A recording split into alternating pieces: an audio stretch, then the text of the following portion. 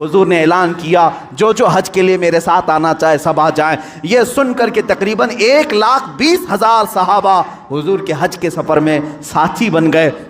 میرے آقا تشریف لائے مکہ مکرمہ، یہ حضور کا آخری حج تھا جس میں خطبۃ الوداع، حضور صلی اللہ تعالیٰ علیہ وسلم نے حجۃ الوداع کا خطبہ دیا، آخری خطبہ دیا۔ وہ آخری خطبہ آج پورے دنیا والوں کے لیے دستور ہے، ایک لا ہے، ایک ایسے قوانین سے جمع کیا ہے۔ اسی میں حضور نے عورتوں کے حقوق بیان کیے، بچوں کے، بوڑھوں کے، مزدوروں کے، غریبوں کے، پڑوسیوں کے، ہر ایک کے حقوق اس ایک خطبے میں میرے آقا نے بیان کیا۔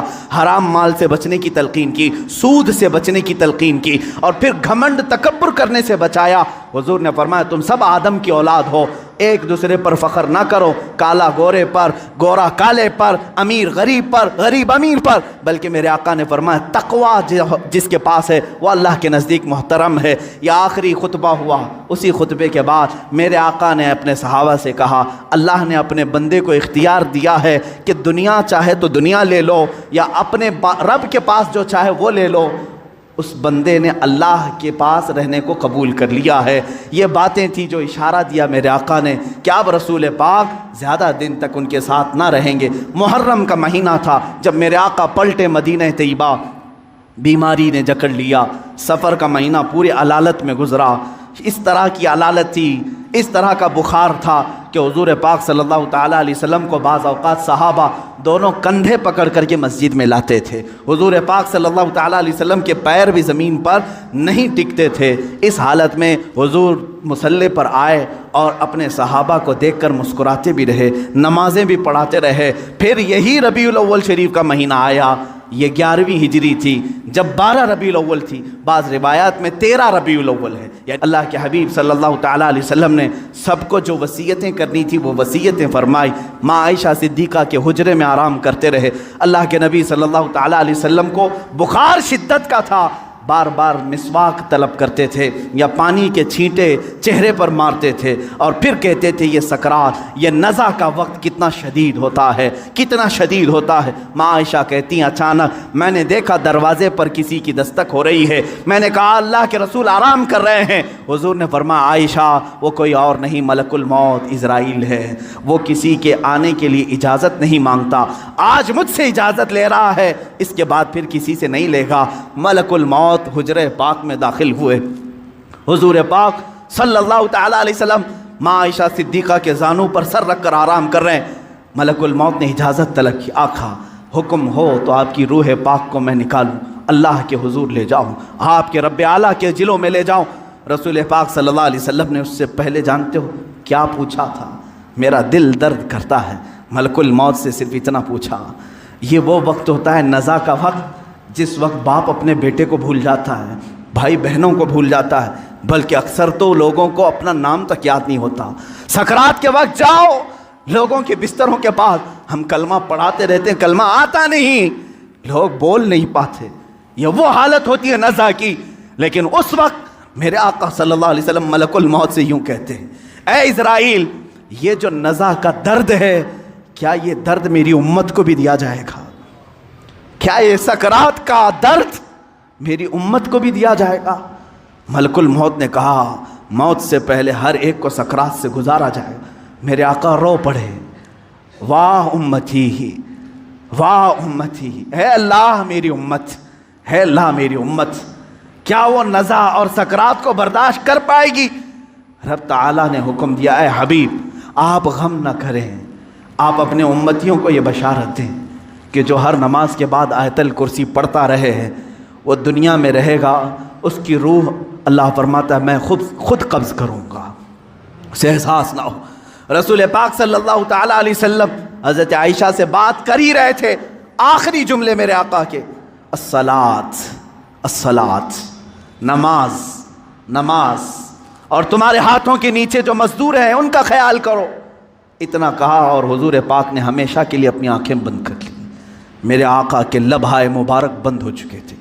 حضرت عائشہ کہتی ہیں میں بات کرتی رہی، میں بات کرتی رہی، میں یہ سوچ رہی تھی کہ حضور اب بولیں گے، تب بولیں گے۔ کافی انتظار کے بعد بھی حضور بول نہیں رہے تھے۔ اب وہ کبھی نہیں بولنے والے تھے ظاہری الفاظ۔ اچانک ابو بکر صدیق حجرے میں آئے، حضرت عائشہ باتیں کر رہی تھی، حضرت ابو بکر صدیق نے دیکھا، پیشانی مبارکہ کو بوسہ دیا اور انا للہ و انا الیہ راجعون پڑھا۔ حضرت عائشہ نے پوچھا کیا ہوا بجا؟ کہا بیٹی تجھے معلوم نہیں، تمہارے سرتاج، تمہارے رفیق حیات، ہم سب کے آقا و مولا اپنے رب اعلیٰ کے حضور جا چکے۔ حضرت عائشہ کہتی ہیں پہلی مرتبہ میں نے کسی کو اپنے سامنے روح قبض ہوتے دیکھا، میں تو یہ محسوس کر رہی تھی کہ حضور بخار کی وجہ سے چپ ہیں، پھر بولیں گے۔ سیدہ کائنات فاطمۃ الزہرا سلام اللہ علیہا آئی، وہ خاندان میں تنہا باقی تھیں، حضور کی ساری اولاد ان کے سامنے فوت ہو چکی تھی، حضرت فاطمہ اکیلی رہ گئی تھی۔ حضرت فاطمہ نے حضور پاک کے جسم ناز کو دیکھا تو کہا اے بار الہ، زندگی میں آج سے پہلے یا آج کے بعد اس سے زیادہ کٹھن دن مجھ پر کبھی نہیں آیا، فاطمہ پر اس سے زیادہ بوجھل دن کبھی نہیں آیا۔ جب فاطمہ نے اپنے عزیز از جان باپ کو اپنے سامنے موت کی آغوش میں دیکھ رہی ہے، رسول پاک صلی اللہ تعالیٰ علیہ وسلم کے صحابہ نے میرے آقا صلی اللہ تعالیٰ علیہ وسلم کی ایک بعد دیگر زیارت کی، صحابہ کی کیا کیفیت رہی ہوئی۔ 14 صدیوں کے بعد آج ہم روتے ہیں میرے آقا کی وفات کو سن کر۔ وہ آفتاب عالم ہمارے درمیان سے روپوش ہوا، وہ مہتاب رسالت غروب اگرچہ ہوا، لیکن آج بھی جب واقعات سنتے ہیں تو روتے ہیں۔ صحابہ کی کیا کیفیت رہی ہوئی؟ یہی کیفیت تھی۔ حضرت عثمان تو کسی سے بات کرنا ہی چھوڑ چکے تھے، انہیں کوئی اٹھاتا تو اٹھتے نہیں، بٹھاتا تو بیٹھتے نہیں۔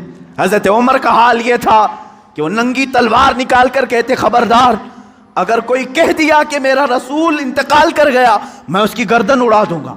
میرے حبیب کا انتقال نہیں ہوا، وہ اپنے رب سے ملنے کے لیے گئے، واپس آئیں گے۔ حضرت عمر مدینے میں اس طرح گھوم رہے تھے۔ عزیزان گرامی وقار، رسول پاک صلی اللہ تعالیٰ علیہ وسلم پیر کے دن انتقال فرمائے اور بدھ کے دن تک آپ کا جسم مقدس رکھا گیا، جماعتیں آتی رہیں، پڑھتی رہیں، ملائکہ نے جنازہ پڑھا۔ بدھ کے دن میرے آقا صلی اللہ تعالیٰ علیہ وسلم کو صحابہ نے اٹھایا اور اسی حجرے میں جہاں ماں عائشہ صدیقہ کا گھر تھا، حضور پاک صلی اللہ علیہ وسلم کی قبر مبارکہ کھودی گئی، لحد بنائی گئی جو ایل شیپ میں ہوتی ہے، حضور کو پسند تھی، لحد مبارکہ میں رکھا گیا۔ اترنے والوں میں حضرت علی بھی تھے، حضرت عباس بھی تھے۔ فرماتے ہیں جب قبر مبارک میں آخری مرتبہ رکھا گیا، صحابہ کا مجمع تھا، بھیڑ تھی، ایک آخری نظر اس آفتاب رسالت پر ڈال لیں، لیکن اچانک لوگوں نے دیکھا قبر کی تختیاں بند کرنے سے پہلے رسول پاک کے ہونٹ ہل رہے تھے۔